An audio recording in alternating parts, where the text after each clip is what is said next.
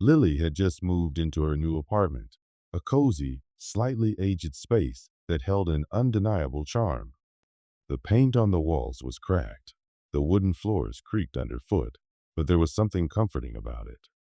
It was hers now, and she couldn't wait to make it feel like home. The only thing missing was the right piece to decorate the living room, a statement piece, something that would give the room life. After a few days of browsing furniture stores with no luck, she stumbled upon a small antique shop on a quiet street corner. It wasn't a place she would have noticed at first glance, its sign faded, its windows covered in dust. But something about it called to her.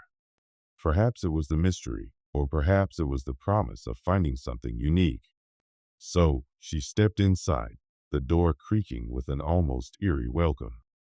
The shop was dimly lit, shelves crammed with knickknacks, old books, and porcelain figurines. A thick layer of dust covered everything, as if the items hadn't been touched in years. Lily wandered around, running her fingers over a few old clocks and wondering if she would find anything interesting. But then something caught her eye, a section in the back of the store she hadn't seen before. It was shrouded in shadows, a corner tucked away behind cobwebs and piles of forgotten furniture. Something about it felt off. And then there it was, an old mirror, large and ornate, standing tall against the wall. Its frame was intricately carved with swirling vines and faces, almost too detailed to be real. But what really caught her attention was the tarp that covered it. Why would someone cover such a beautiful piece? Her curiosity got the better of her, and with a slow, hesitant hand, she lifted the corner of the tarp. The mirror's surface was dusty and cloudy, but when Lily wiped it away, her reflection stared back at her, yet something felt wrong. The glass wasn't perfectly clear. It had an unusual quality to it, a shimmering distortion around the edges.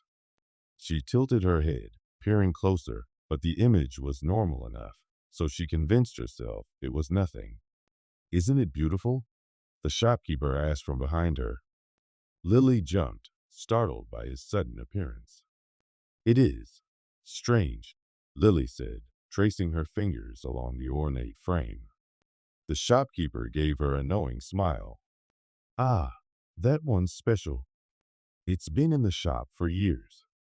Some say it has a history of strange happenings." Lily chuckled nervously. "Strange happenings? Oh, nothing too serious," the shopkeeper added quickly, waving his hand as if to dismiss it. "But it's been known to give some people the chills. A powerful mirror, you see. Some believe it can show you more than just your reflection."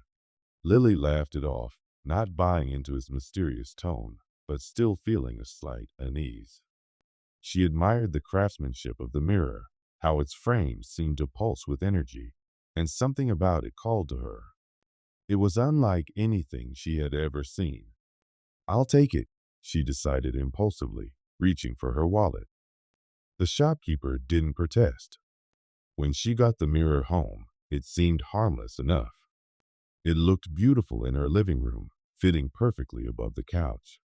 She stood back, admiring the piece as daylight faded into night. There was an odd sense of completion, as if the room had been waiting for this one item. The mirror seemed to bring a strange kind of energy into the room, subtle but undeniable. For the first few days, nothing happened. Lily admired her new mirror every morning and night, often standing in front of it as she adjusted her outfit or did her makeup. It was just a mirror, after all, a beautiful antique piece. But then, on the third night, something strange occurred. Lily woke up suddenly in the middle of the night, her heart pounding, her breath shallow. She couldn't remember the dream she'd been having, but the lingering feeling of dread was enough to keep her awake.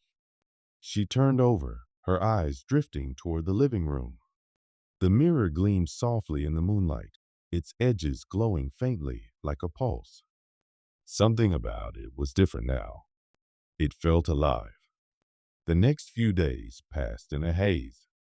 Lily felt unusually tired, despite having a full night's sleep. It was as though the fatigue clung to her, making her movements slow, her thoughts clouded. Every time she passed the mirror, she felt a pull, an insistent beckoning that she couldn't ignore. It was subtle at first, a whisper in her mind, a feeling of heaviness in her chest. She couldn't shake the sensation that the mirror was calling her. At night, she found herself standing in front of it for longer than usual. Her reflection no longer seemed like her own. Her eyes, once bright, appeared dark and hollow. Her lips, too, had a strange curve to them that wasn't quite right. She tried to shake off the discomfort, telling herself she was simply tired. But the mirror, it wasn't just her reflection anymore. It was something more. One evening, Lily sat on her couch, staring at the mirror from the corner of the room. She didn't know why, but the mirror's pull had grown stronger, like an invisible thread wrapped around her chest, tugging her closer. She stood up and walked toward it, her legs heavy, as if the very act of moving took more effort than it should. When she reached the mirror, she paused, looking into it for a long time. The edges of her reflection were distorted, swirling like mist. But this time it wasn't just her image. It was as if the reflection was alive, shifting, breathing. She felt a cold chill run down her spine as the mirror began to change. Slowly, her reflection twisted and warped, her face stretching in unnatural ways. The figure in the glass smiled at her, but it wasn't her smile. It was twisted, malevolent. The more she stared, the more it seemed to drain her of her energy, as if the reflection was taking a part of her with it. Her limbs grew weaker, her breathing shallow. She tried to step back, but her feet felt rooted to the floor. Desperation set in. She reached out, her hand trembling, but as her fingers brushed against the glass, her reflection stepped forward out of the mirror. The figure that replaced her was a grotesque version of herself, pale, hollow-eyed, grinning with an unsettling ferocity. Lily screamed, but her voice was barely a whisper. The room spun, and before she could react, she felt her life force draining away, being sucked into the mirror. The figure, now fully formed, stepped out and moved toward her, its smile widening. Lily's body grew frail, her skin turning brittle. Her eyes dulled, and with one final scream, she collapsed in front of the mirror. The last thing she saw was her reflection, now free and alive, smiling back at her with malicious intent.